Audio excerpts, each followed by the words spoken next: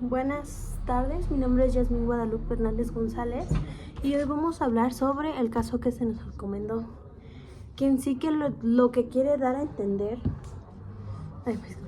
con lo que quiere dar a entender es acerca sobre la mayoría de representación hacia un solo, podemos decir, partido o hacia una sola entidad, ¿va?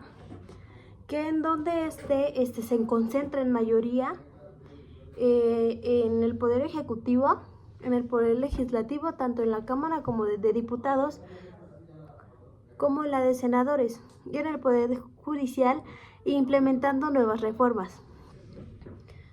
Bueno, para empezar, podamos iniciar con el tema de que, hablando del Gobierno de México, que en sí el Gobierno de México se da a llamar un país democrático que se rige con base a una constitución, en donde en donde normalmente hacen se concentra la repartición de poderes en varias entidades o instituciones de los tres poderes de gobierno de México, que estamos hablando del Ejecutivo, Legislativo y Judicial, que con base a los 32 estados con base a los 32 estados que son parte en cada uno tiene su poder legislativo y el judicial, que con diferentes gobiernos son el que se rigen. Ahora bien, hablando de la mayoría de representación, que normalmente es un caso que es no se ha hablado desde ahorita, sino regresando un poquito a la historia de lo que es de la historia de México en sus gobiernos, encontramos la parte que en el siglo XX se dio una mayoría de representación acerca del partido PRI, que si bien sabemos, con base a con base a la historia, se han dado mayoría de veces, repetidas veces, en las que el partido PRI es el que gana en las elecciones presidenciales, y que hubo un cierto tiempo de sexenios que sus presidentes fueron de esos partidos, hasta que llega la parte me parece que es del PAN. Muy bien, ahora estamos hablando del pasado.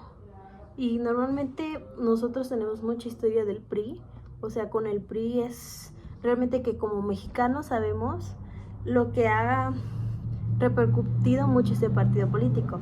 Ahora, en el presente, no vamos tanto a la diferencia.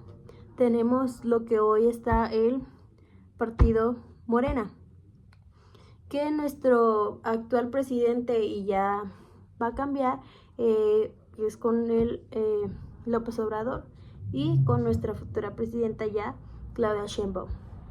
Bien, ahora hablemos sobre las ventajas y desventajas que tiene esto, tanto como el caso ahorita actual de Morena, y lo que habla en general la mayoría representativa.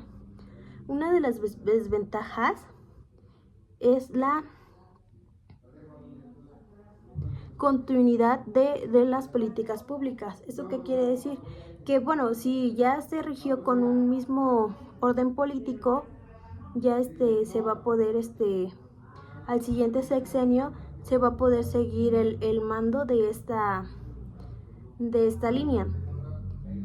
Y una ventaja normalmente que tiene esto, ya dije las ventajas, ¿verdad? Ahora, la desventaja que normalmente se ve es aquella desigualdad, o aquella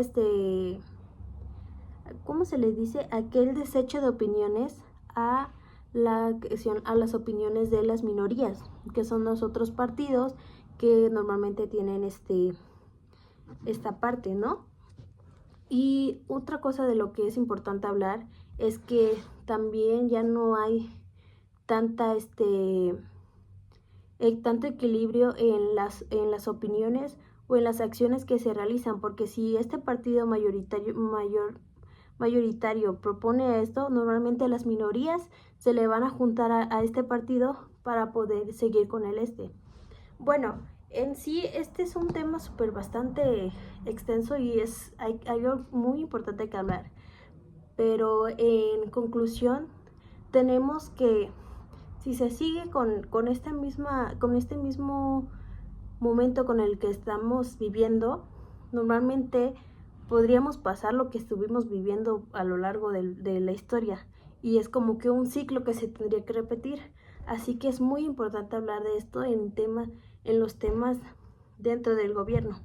Eso es todo. Muchas gracias.